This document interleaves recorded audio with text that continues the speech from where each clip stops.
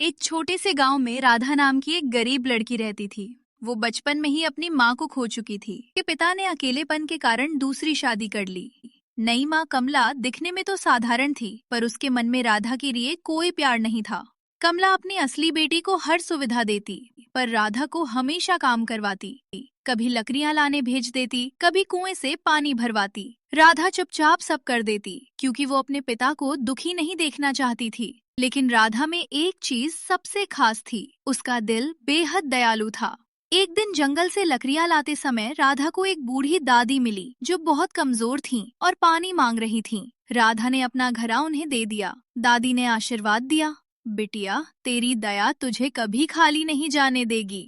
उस दिन राधा घर लौटी तो आश्चर्य, उसके पुराने फटे कपड़े अचानक चमकने लगे, जैसे कोई जादू हो गया हो।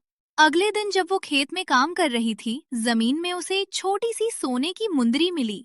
ये किसी अमीरी का रास्ता नहीं था, पर कमला को शक हो गया कि लड़की को कोई धन मिल रहा है। धीरे धीरे राधा की किस्मत चमकने लगी। गांव की एक महिला ने राधा का काम देखकर उसे अपने घर सिलाई सिखाई।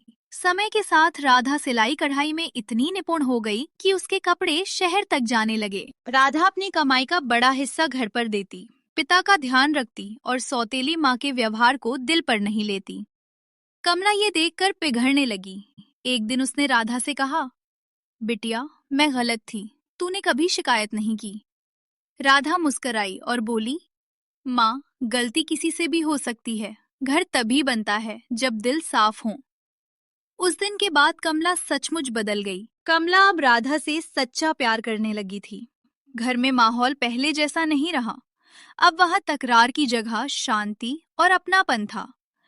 राधा की सिलाई कढ़ाई की कला धीरे धीरे गांव में ही नहीं, पास के कस्बों में भी मशहूर होने लगी। एक दिन शहर की एक बड़ी बुटीक वाली मैडम सुहानी गांव आई। उसने राधा के बनाए कपड़े देखे और दंग रह गई। उसने राधा से कहा, तुम्हारे हाथों में जादू है। अगर तुम शहर आकर मेरे साथ काम करो तो तुम्हारा हुनर देश भर में पहुंच जाएगा। कमला और पिता दोनों को डर था कि राधा अकेले शहर कैसे संभालेगी, पर राधा ने कहा, बाबा, ये मौका शायद मेरे जैसे गरीब घर में पैदा हुई लड़की को पहली बार मिला है। मैं ये खोना नहीं चाहती।